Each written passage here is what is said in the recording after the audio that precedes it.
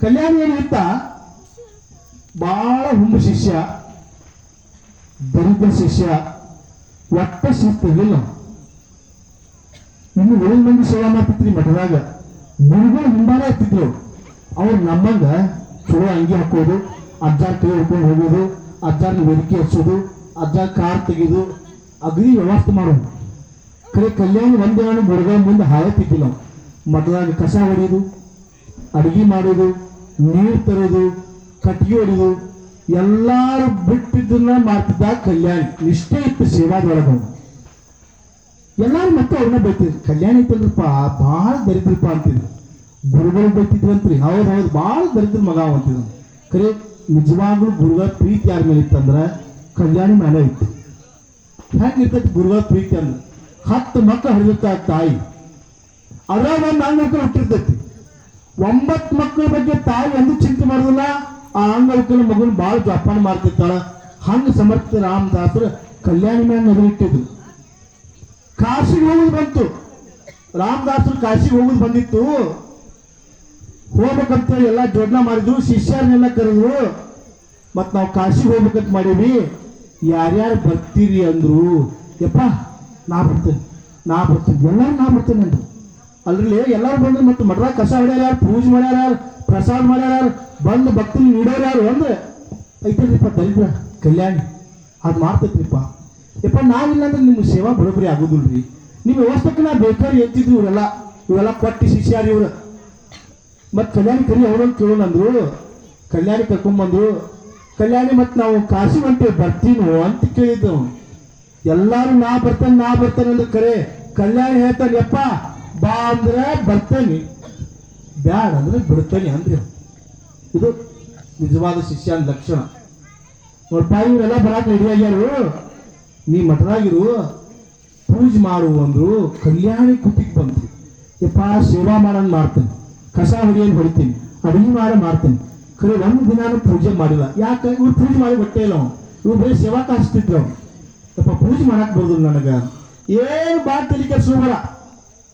ರಾಮನ ಮೂರ್ತಿ, ಸೀತಾಳ ಮೂರ್ತಿ, ಆಂಜನೇಯನ ಮೂರ್ತಿ, ಲಕ್ಷ್ಮಣ ಮೂರ್ತಿ, 4 ಮೂರ್ತಿ ನಾವು. ಒಂದು ಕೊಡ ನೀರು ಹಾಕು, ಚಂದಗೆ ಒರೆಸು, ವಿಭೂತಿ ಗಂಧ ಕುಂಕುಮ ಪತ್ರಿ ಏರ್ಸು, ಹೂ ಏರ್ಸು, ಅಕ್ಷತೆ ಹಾಕು, ಊದಿನ ಕಡ್ಡಿ ಬೆಳಗು, ಕರ್ಪೂರ ಹಚ್ಚಿ ಬೆಳಗ್ಗೆ ಬಿಡು. ನಿನಗೇನು ಮನೋರತಿ ಬರೋದಿಲ್ಲ, ಸಾಕು ನಡಿ ಪೂಜೆ ಆಯ್ತು, ಜರ ಏನೋ ನೈವೇದ್ಯ ಮಾಡು ಅಂತ ಹೇಳಿದ್ರು. ಯಪ್ಪ ಮಾಡ್ತೀನಿ, ಏನೋ ತಪ್ಪಿದ ಕ್ಷಮ ಮಾಡು ಅಂತ. ಆತು ಭಕ್ತಿನ ಮಾಡಿದ್ರೆ ಪೂಜೆನೇ ಅದು. ನೀ ಹೆಂಗ್ ಮಾಡಿದ್ರು ಪೂಜೆನೇ ಅಂದ್ರು. ಆತ ಗುರುಗಳ ಕಾಶಿಗೆ ಹೋದ್ರು. ಇವ ಮುಂಜಾನೆ ನಸಿಕಿನಾಗೆತ್ತ. ಗುರುಗಳು ಏನ್ ನಿಯಮ ಹೇಳಿದ್ರು ಎಲ್ಲ ಮಾಡಿದ. 3 ದಿನ ಆಯ್ತು. 4ನೇ ದಿವಸ ಮುಂಜಾನೆ ನಸಿಕಿನಾಗ ಹೇಳ್ಬೇಕಂತ ಕಲ್ಯಾಣಿಗೆ ತಂಡಿ ಜ್ವರ ಬಂದು ಬಿಟ್ಟಾವ್ರಿ. ಎದ್ದು ಕುಂದ್ರಾಕ ಆಗಲ್ದವಂಗ. ಅವನೇ ಎದ್ದು ಕುಂದ್ರು. ಬೇರೆ ಪೂಜೆ ಮಾಡವ್ರಿ. ಅವ ಹೇಳಕ್ಕನು ಮೈಯಾಗ ಪ್ರಾಣ ಇಲ್ಲಂಗಾಗಿತ್ತು. ಉರಿ ಜ್ವರ. ಕಲ್ಯಾಣಿ ಅಂದ, ಗುರುದೇವ ಕ್ಷಮಾ ಮಾಡಿ, ನನಗಂತೂ ಹೇಳೋದಾಗುದಿಲ್ಲ. ನಿನ್ನ ಆಜ್ಞೆ ಮೀರಾಕು ನನಗಿಲ್ಲ. ನನ್ನ ಸೇವಾ ನಿನ್ನ ಮನಸ್ಸಿಗೆ ಬಂದಿತ್ತು ಇಷ್ಟು ದಿನದಂದ್ರ ನನಗೊಂದು ಇಂಥದ್ದು ಪವಾರ ಮಾಡು. ಇವತ್ತು ಅವ್ರವ್ರ ಪೂಜೆ ಅವರೇ ಮಾಡ್ಕೋದು. ಅನ್ನು ಯಾರು ಮಾಡ್ಕೋದ್ರಿ? ದೇವ್ರ ತಮ್ಮ ಪೂಜೆ ತಾವ ಮಾಡ್ಕೊಂಡು ನಾ ಅಂತ ಹೇಳೋದಿಲ್ಲ ಅಂದ. ಸೇವಾದ ತಾಕತ್ತಿತ್ತು ಒಂದು. ರಾಮಗೆ ಹೇಳ್ತಾನೆ, ನೋಡ್ಪ ರಾಮ, ಇಲ್ಲಿ ತನ ನಿಷ್ಠೆಯಿಂದ ಗುರು ಸೇವಾ ಮಾಡಿ ಅಂತ ನಿನ್ನ ಮನಸ್ಸಿಗೆ ಅನಿಸಿದ್ರ ಪ್ರತ್ಯಕ್ಷ ಆಗ. ನಿನ್ನ ಕುಟುಂಬ ಎಲ್ಲ ಕರಿ, ನಿನ್ನ ಪೂಜೆ ನೀನ ಮಾಡ್ಕೋಬೇಕ, ನನ್ನ ಜಾಪ ನೀನ ಮಾಡ್ಬೇಕಂದ್ರಿ ಸೇವಾದ ಫಲ ಇತ್ತು. ಸಾಕ್ಷಾತ್ ರಾಮ್ ಪ್ರತ್ಯಕ್ಷ ಆದ್ನಂತ, ಸೀತಾ ಪ್ರತ್ಯಕ್ಷ ಆದ್, ಆಂಜನೇಯ ಪ್ರತ್ಯಕ್ಷ ಆದ್, ಲಕ್ಷ್ಮಣನು ಬಂದ. ಏನ್ಪ ಕಲ್ಯಾಣಿ ಯಾಕೆ ಕರೆದಿ ಅಂತೇಳಿ ಜ್ವರ ಬಂದು ಮಕ್ಕೊಳೇನಿ. ನಿನ್ನ ಪೂಜೆ ನೀವ ಮಾಡ್ಕೊಪ್ಪ ಅನ್ನ. ಬೇರೆ ಸೀತಾಗ ಅಡಿಗೆ ಮಾಡಂತೇಳಿ, ಲಕ್ಷ್ಮಣ ಕಡ್ಗಿ ತೊಂಬ ಅಂತೇಳಿ, ಆಂಜನೇಯಗೆಲ್ಲ ನೀರು ತೊಂಬ ಪೂಜೆಗೆ ಸೆಟ್ ಮಾಡಂತೇಳಿ ನೀ ಆರಾಮ್ ಕುಂದ್ರೆ ಪೂಜೆ ಮಾಡ್ತಾರೆ. ಪೂಜೆ ಮುಗಿದಿಂದ ನೈವೇದ್ಯ ಏನ್ ಮಾಡ್ತೀವಿ, ನನ್ಗೊಂದ್ ಜನ ಉಣಿಸ್ಪ, 2 ದಿನ ಆರಾಮಾಗ ಮತ್ತ ಆರಾಮಾಗಿ 4 ನಿಮಿಷ ಸೇವಾ ಮಾಡ್ತೇನೆ ನಾನು. ರಾಮ ಮಾತು ಕೇಳಕತ್ತೀನಿ. ಕಲ್ಯಾಣಿ ಸೀತಾಗ ಅಡಿಗೆ ಮಾಡಂತೀರ, ಆಂಜನೇಯ ನೀರು ತುಂಬ ಅಂತೀರ, ಲಕ್ಷ್ಮಣ ಕಟ್ಗೆ ತುಂಬ ಅಂತೀರ. ಎಲ್ಲ ಪೂಜೆ ಅವರೇ ಮಾಡಿಕೊಂಡು ಸೀತಾದೇವಿ ಅವತ್ತ ಕುಂಬಳಕಾಯಿ ಹುಗ್ಗಿ ಮಾಡಿದ್ದು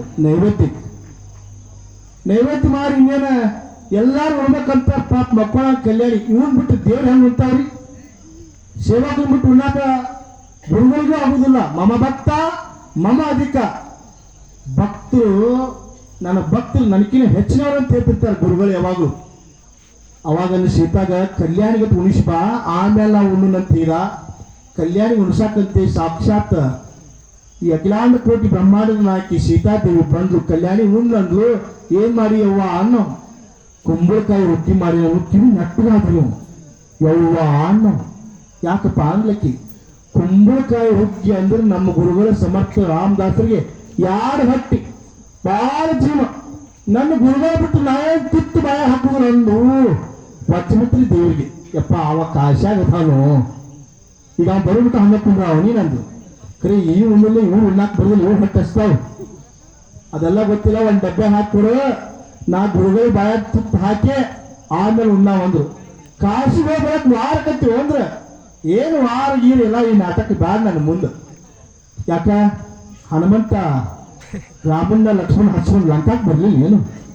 ನನ್ನ ಹಚ್ಕೊಂಡು ಕಾಶಿ ಹೋಗುದಿಲ್ಲ ನಾನು. ಏನು ಭಾಳ ಬೇರಿಕೆ ನಾನು ಅನ್ಲಕ್ಕೆ ರಾಮನ್ ಬಂದು ಮಂತ್ರಿ ಪ್ರಿಯಾದಿ ಹಿಂಗೆ ಅನ್ನಾಗತ್ತೆ ನಾವು. ಒಂದು ಡಬ್ಬೆ ಹಾಕ್ಕೊಂಡು ಮತ್ತೆ ನನ್ನ ಹೊಟ್ಟೆ ಬಾಸ್ತೈತಿ. ಇವು ಹೋಗಿ ಬರೋಮಟ್ಟ ನಾ ತಡ್ಕೋಬೇಕು. ದೌಡ ಹನುಮಂತ ಕರ್ಕೊಂಡು ಹೋಗನ್ನು ಹೆಗಲ ಮ್ಯಾಲ ಕೂತ್ರಿ. ಕಲ್ಯಾಣ ಯಾರು ಹೆಗಲ ಮ್ಯಾಲ? ಆಂಜನೇಯನ ಹೆಗಲ ಮ್ಯಾಲ. ಸೇವಾದ ತಾಕತ್ ತಂದೈತಿ ಅಂತ. ಒಂದು ಹೆಜ್ಜೆ ಕಿತ್ತು ಹನುಮಂತ ಇಟ್ನು, ಎರಡನೇ ಹೆಜ್ಜೆ ಎಲ್ಲಿ ಬಂದಿತ್ತು ಅಂದ್ರೆ ಕಾಶಿಗೆ ಬಂದಿತ್ತು. ಅವ ದೈತ್ಯಾಕಾರ ಇಳಿಸಿದ. ದೌಡ್ ಹೋಗಿ ಬಾರಪ್ಪ ಹೊಟ್ಟೆ ಸತ್ಯ ಅನ್ನ ಹನುಮಂತ. ಗುರುಗಳ ಸ್ನಾನ ಮಾಡಿ ಮ್ಯಾಲ ಬರಾಕತ್ತಿದ್ದ ಗಂಗಾ ನದಿಯಿಂದ ಸ್ನಾನ ಮಾಡಿ. ಕಲ್ಯಾಣಿ ನೋಡ್ರಿ ಶಿಷ್ಯರು. ಯಪ್ಪ ಹೇಳ್ತಿದಾನ ಕಲ್ಯಾಣಿ ಬಂದತ್ ನೋಡಿ ಮೋದೇವು ನೀ ಮಠದಾಗ ಸೇವಾ ಮಾಡಿ ತಪ್ಪಿಸ್ಕೊಂಡ್ ಬಂದಾನಿಲ್ಲ ಅಂದ್ರು.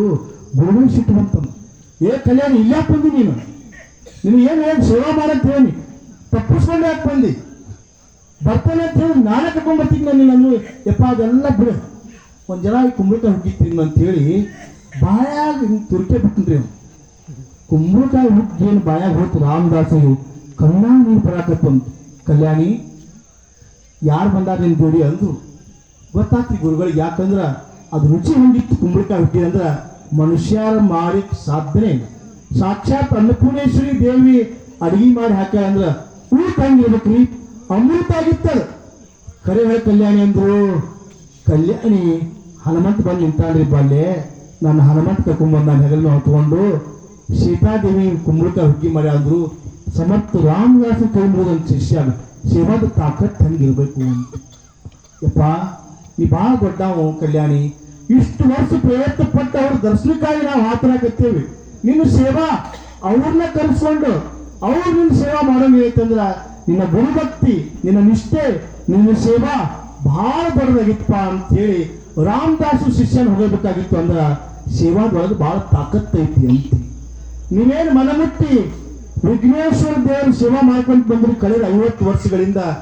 ನೀವೇ ವಿಚಾರ ಮಾಡಿ ನೋಡ್ರಿ, ನಿಮ್ಗೆ ಯಾವ ಭೋಗ ಭಾಗ್ಯಗಳು ಇಲ್ಲಿ ತನಕ ಕಮ್ಮಿ ಆಗಿಲ್ಲ, ಕಮ್ಮಿ ಆಗಾಕ ಬಿಡಂಗನೇ ಇಲ್ಲ. ಯಾಕ ಯಾರು ದೇವ್ರ ಚಿಂತೆ ಮಾಡ್ತಾರ ಅವ್ರ ಚಿಂತೆ ಸಾಕ್ಷಾತ್ ಪರಮಾತ್ಮ ನಾ ಮಾಡ್ತಾನೆ ಅಂತ ಅವಾಗ ಹೇಳ್ಬೇಕಾಗಿತ್ತು. ಅಂದ್ರ ಸೇವಾ ಮಾಡಿ. ಇದೆಲ್ಲ ಸೇವಾ ಮಂಡಳಿ. ಲೋಕಮಾನ್ಯ ಬಾಲ ಗಂಗಾಧರ ತಿಲಕರ ಸೇವಾ ಮಾಡೋದಕ್ಕನೇ ಹಚ್ಚಿದ್ರು ಇದನ್ನು. ನೀವು ಸೇವಾ ಮಾಡುವಾಗ ಜಾತಿ ಅಡ್ಡಿ ಬರುದಿಲ್ಲ, ಅಭಿಮಾನ ಅಡ್ಡಿ ಬರಂಗಿಲ್ಲ. ನೀವೆಲ್ಲ ನೆಲದ ಮೇಲೆ ಕುಂತೀರಿ, ಚಲೋ ಚಲೋ ಸೀರೆ ಉಟ್ಕೊಂಡ್ ಬಂದಿರಿ, ಕಿಮ್ಮತ್ತಿನ ಮನೆತಂಡವ್ರು ಅದ್ರ ಕಡೆ ದೇವ್ರ ಮಂದಿ ಹೆಂಗ್ ಕುಂತೀರಿ ಎಲ್ಲಾರು ಅಂದ್ರ ಸಮಾನವಾಗಿ ಕುಂತೀರಿ.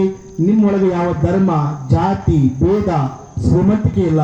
ಇದು ಭಗವಂತನಿಗೆ ನಾವು ನಮ್ಮನ್ನ ಅರ್ಪಿಸಿಕೊಳ್ಳುವಂತ ರೀತಿ. ನಿಮ್ಗೆ ಅನ್ಸಿರ್ಬೇಕು ನನ್ನ ಕುರ್ಚಿ ಹಾಕಿ ಕುಂದಿರ್ಸ್ಯಾರ ಕರೆ, ನನ್ನ ಕಣ್ಣು ಎತ್ತರ ಹೊಂಟ ಹೇಳ್ರಿ ಕೆಳಗ ದೃಷ್ಟಿ ಎಲ್ಲೈತಿ? ನಂದು ಕೆಳಗೈತಿ. ನೀವು ಕೆಳಗೆ ಕುಂತಿರ್ ಕೆಳಗೆ ನಿಮ್ಮ ದೃಷ್ಟಿ ಎಲ್ಲೈತಿ? ಮ್ಯಾಲ ಐತಿ.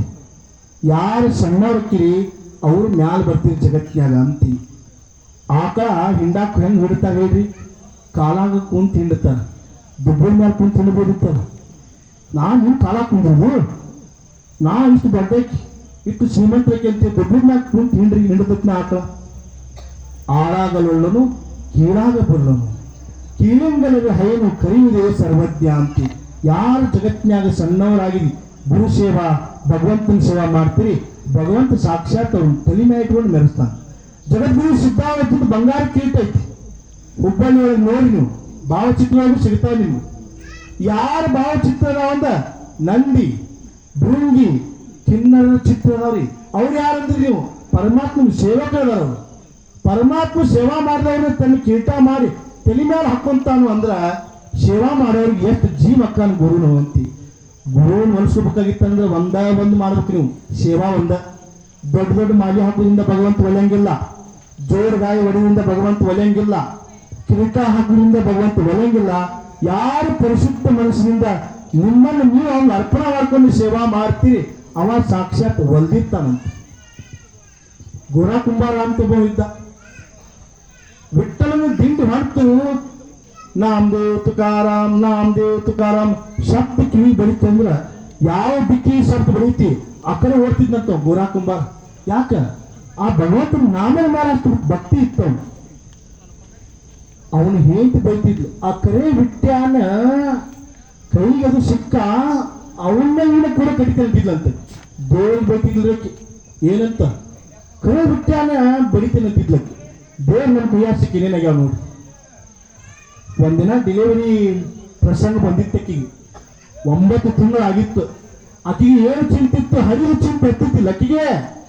ಇದು ಗಂಡ ಮನ್ಯಾಗ ಇಳ್ತಿದ್ದಿರೋದು ಯಾಕ ಪಂಡ್ರಾಪುರ ದಿಂಡಿ ಸೌಂಡ್ ಕೇಳ್ತು ಓಡ್ತಿತ್ತಿದ್ ಹಂಗ. ಆಕಿಗೆ ನನ್ನ ಹರಿಗೆ ಭಾಳ ಆರಾಮಕತಿ, ಹೆರಿಗೆ ಆಗೋ ಟೈಮ್ನ್ಯಾಗ ಗಂಡ ಇರ್ಬೇಕು ಸೇವಾಕ. ಇವನೇನು ನಂಬುದಿಲ್ಲ, ಇದು ಕರೆ ಬಿಟ್ಟಾನ ನಂಬುತ್ತೀರಿ, ನನ್ನ ನಂಬುದಿಲ್ಲ ಅಂದ್ಲಕ್ಕಿ. ಗಂಡಗೆ ತಾಕೀತು ಮಾಡಿದ್ನಂತ, ನೀನು ದಿಂಡಿ ಹಿಂಬಾಲ ಹಾಕಿ ನನಗೆ ಕನ್ಫರ್ಮ್ ಐತಿ, ಹೋಗ್ವಲ್ಲ ಯಾಕ ಮಗ್ಗನ ಊರಾಗ ಅವ್ರ ಅಕ್ಕನ ಕೊಟ್ಟಿತ್ರಿ. ಇವತ್ತು ಹೋಗ ನಮ್ಮ ಅಕ್ಕಾಗ ಹೇಳ ನಾಳೆ ಹರಿವತ್ನ್ಯಾಗ ನಮ್ಮ ಮನೆಗೆ ಬಾ ಅನ್ನ.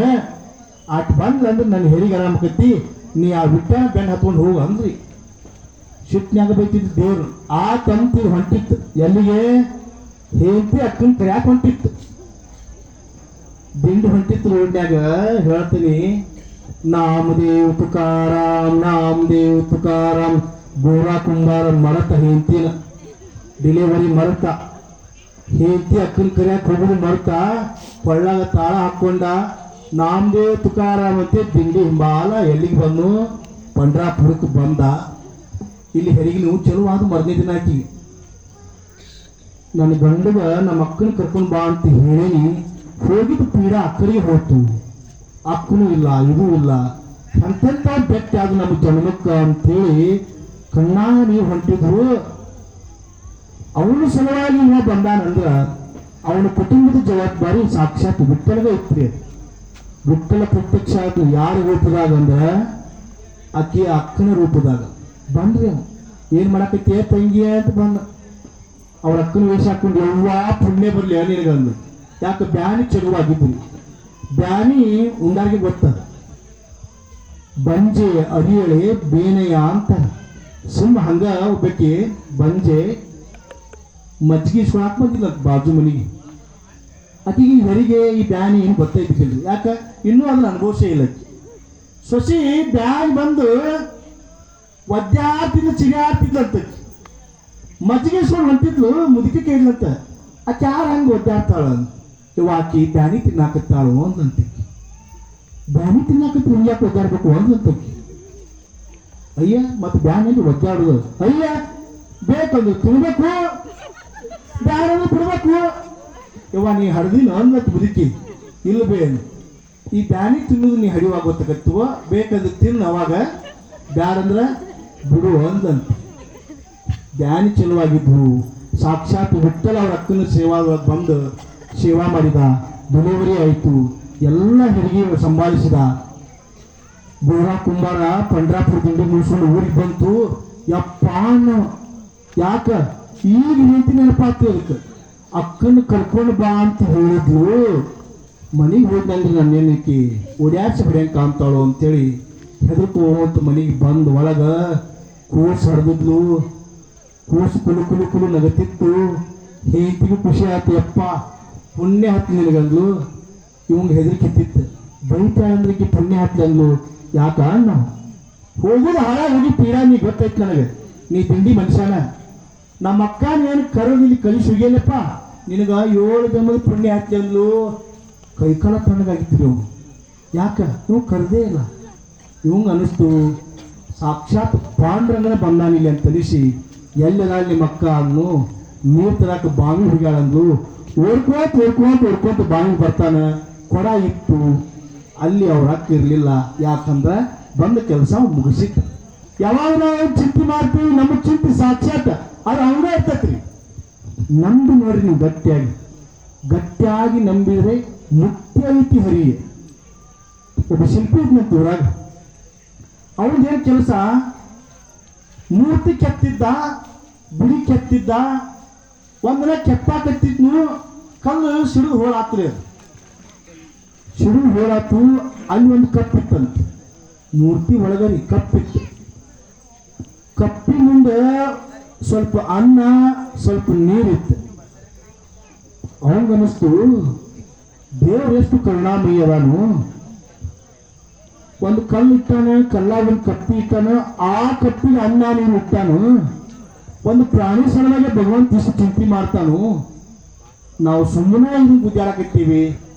ನೋಡಪ್ಪ, ನನಗೆ ನೀನು ಉದಾಹರಣೆ ತೋರಿಸಿ ನಂಬಿದ ನೀ ಎಲ್ಲ ಕೊಡ್ತೇನೆ ನನಗೆ ಗೊತ್ತಾಯ್ತು. ಯಾಕಂದ್ರೆ ಹುಟ್ಟಿಸಿದ ದೇವರು ನೀವು ತಿನ್ಸಂಗಿಲ್ಲ ಅಂತ ನಮ್ಮ ಅಪ್ಪ ಹೇಳ್ತಿದ್ದ. ನಾನು ನೋಡೇನಿ. ಇನ್ನು ನಾ ಏನೂ ತಗಳ ಮಾಡೋದಿಲ್ಲ. ನಿನ್ನ ನಾಮಸ್ಮರಣೆ ಒಂದು ಮಾಡ್ತಾನೆ, ಮನ್ಯಾಗ ಇರ್ತಾನೆ. ಹೆಂಗೆ ಜಪಾನ್ ಮಾಡ್ತೀನಿ ಮಾಡು, ಕಪ್ಪಿ ಜಪಾನ್ ಮಾಡಿ ನನ್ನ ಜಪಾನ್ ಮಾಡೋದು ಅವನು ಅನ್ನೋ ನಂಬಿಕೆನೂ ಬೇಕು, ಶ್ರದ್ಧೆನೂ ಬೇಕು. ನಾವು ಅರ್ಧ ನಂಬುದು ಅರ್ಧ ಬಿಟ್ಟು ದೇವ್ರು ಬರೋದಿಲ್ಲ. ದ್ರೌಪದಿ ಸೀರೆ ಹಾಕತ್ತಿದ್ರು.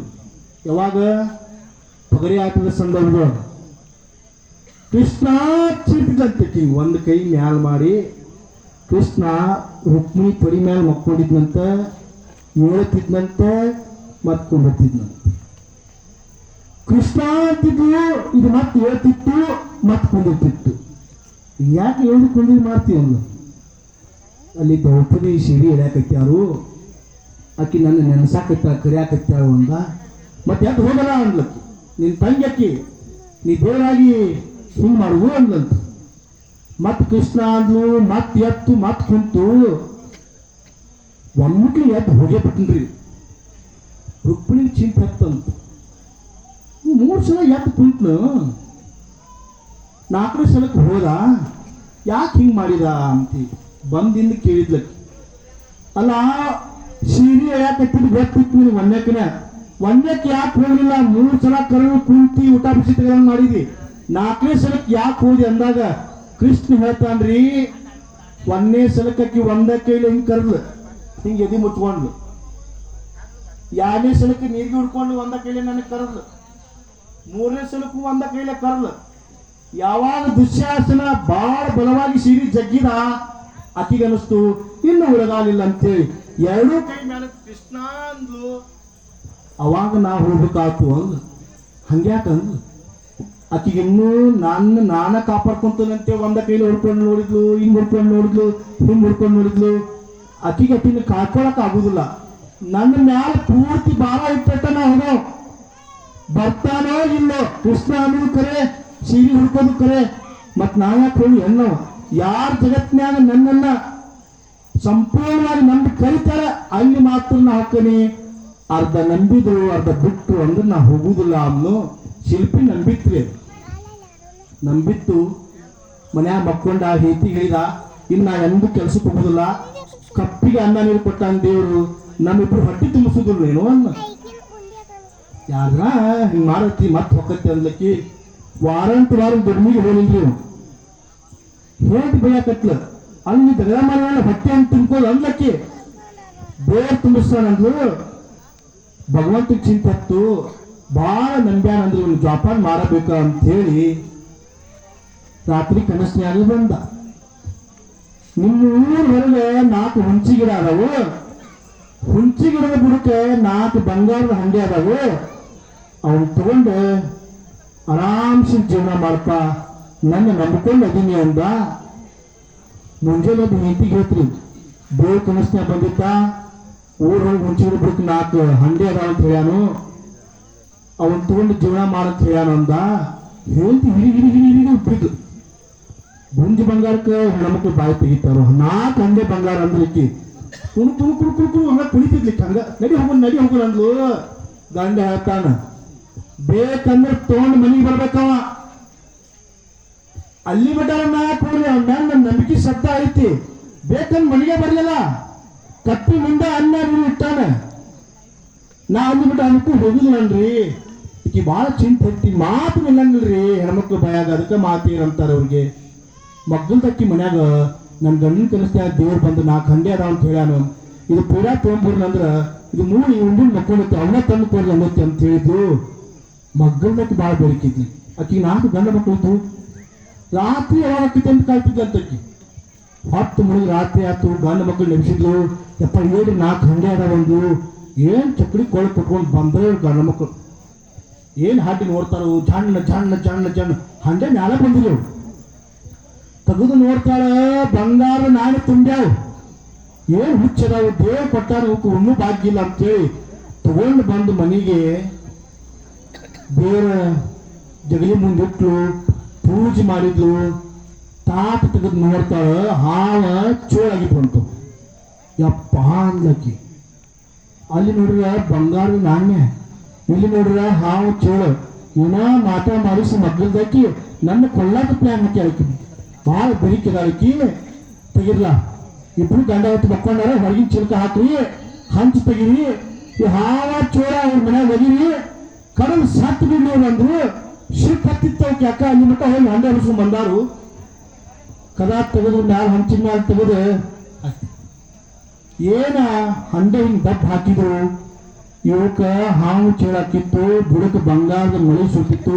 ಜಣ್ಣ ಜಣ್ಣ ಜಣ್ಣ ಸಪ್ಪಕ್ಕ ಎದ್ದ ಕುಂತ ಹೆಣ್ಮಗಳು ದೌಡ್ ಹೇಳ ದೌಡ್ ಹೇಳ ದೌಡ್ ಹೇಳಂದ್ರು. ಎದ್ದು ನೋಡ್ತಾನ, ಬಂಗಾರದ ನಾಣ್ಯದ ರಾಶಿ. ಅವಕ್ಕ ಹಾವು ಚೇಳಾಗೈತಿ, ಇವಕ್ಕ ಬಂಗಾರದ ನಾಣ್ಯ ಆಗಿತ್ತು ಅಂತ. ಯಾಕ ಅಂದ್ರ ನಂಬಿಕೆ ಹೆಂಗಿತ್ತಂದ್ರ ಅವ ಮನೆಗೆ ಬಂದು ಕೊಡ್ಬೇಕಂತ ಹೇಳಿತ್ ನಾವು. ಮನೆಗೆ ಬಂದು ಕೊಟ್ಟ ದೇವರು ಅಂತ. ಅದಕ್ಕೆ ಪುಣ್ಯಾತ್ಮದಿತ್ತಾವೆಲ್ಲ ಸುಮಾರು 50 ವರ್ಷದಿಂದ ವಿಘ್ನೇಶ್ವರನ ಆರಾಧನೆ ಮಾಡ್ಕೊತ ಬಂದಿರಿ. ಅವೇನು ಅಲ್ಪಿಲ್ರಿ. ಮುಸ್ಲಿಂ ರಾಷ್ಟ್ರಗಳು ಪೂಜೆ ಮಾಡಕತ್ತಾವು ಆ ವಿಘ್ನೇಶ್ವರ ಮಹಾರಾಜನ. ಇಂಡೋನೇಷ್ಯಾ ಜಗತ್ತಿನೊಳಗ ಅತಿ ಹೆಚ್ಚು ಮುಸ್ಲಿಮರು ಅಂತ ರಾಷ್ಟ್ರ. ಅಲ್ಲಿ ಅತಿ ದೊಡ್ಡ ವಿಘ್ನೇಶ್ವರನ ಮೂರ್ತಿ ಐತಿ. ಭಾಳ ದೇವ್ರನ್ನ ಆಯ್ಕೆ ಮಾಡ್ಕೊಳ್ಳೋವಾಗನು ಭಾಳ ಎಚ್ಚರಿಕೆ ಬೇಕಾಗತ್ರಿ. ಒಂದೇಗೆ ಯಾರು ಪೂಜೆ ಮಾಡ್ಬೇಕು ಅವನ್ನ ಹಿಡ್ಕೊಂಡ್ಬಿಟ್ರಿ. ವಿಘ್ನೇಶ್ವರನ ಪೂಜೆ ಮಾಡಿಬಿಟ್ರಿ ಅಂದ್ರ ಉಳಿದ ಎಲ್ಲಾ ದೇವರು ಅವ್ರ ಹೊಟ್ಯಾಗ ಬಂದು ಅನ್ನುವಂಥ ಮಾತನ್ನು ಹೇಳ್ತಾ, ಆ ವಿಘ್ನೇಶ್ವರ ನಿಮಗ ಇನ್ನೂ ಹೆಚ್ಚಿನ ಆಯುಳ ಆರೋಗ್ಯ ಆಯುಷ್ಯ ಭಾಗ್ಯವನ್ನು ಕೊಡ್ಲಿ. ಇದು ಹಿಂದೂ ಶತಮಾನೋತ್ಸವಗಳನ್ನ ದಾಟ್ಲಿ, ಮುಂದಿನ ಪೀಳಿಗೆಗೂ ಈ ಸಂಪ್ರದಾಯ ಉಳಿಲಿ ಅಂತ ತುಂಬುವುದರಿಂದ ಹಾರೈಸಿ, ನಾನೇನು ದೊಡ್ಡ ಜ್ಞಾನಿ ಅಲ್ಲ, ನಾವೊಬ್ಬ ಅಲ್ಪಮತಿ ಗುರುಗಳ ಸೇವಾ ಮಾಡ್ಕೊಂತಿದ್ದಾವ.